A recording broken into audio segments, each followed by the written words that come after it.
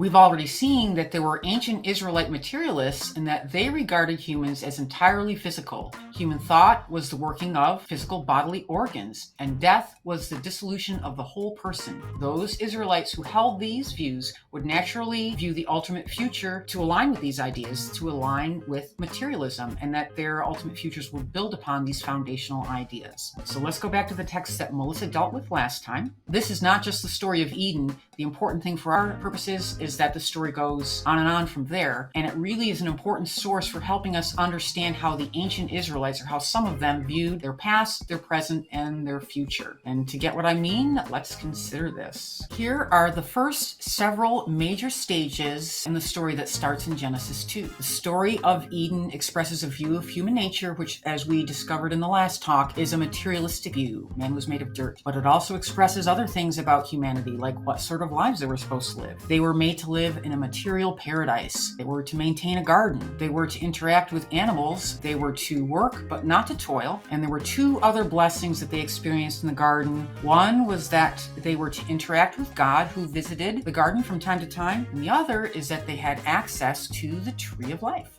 Importantly, according to this, humans were not naturally immortal, but immortality was within their reach, right? They could reach out and grab from the tree of life and live forever. But by eating from the tree of the knowledge of good and evil, they forfeited their right to the tree of life, and they were banned from the garden. Now, from this point on, humans are estranged from their original state, and God is constantly trying to arrange a way to bring them back onto the right path. And as the story progresses, human evil exceeds the limit, and God decides to destroy humanity with a flood, saving only Noah and his immediate family. But not long after the flood, the population starts to grow again, and people come together and they build the Tower of Babel. But Yahweh comes down and he intervenes, and he separates the people into various nations, confuses their languages, and then we come to Abram. And then here's what Yahweh said to Abraham.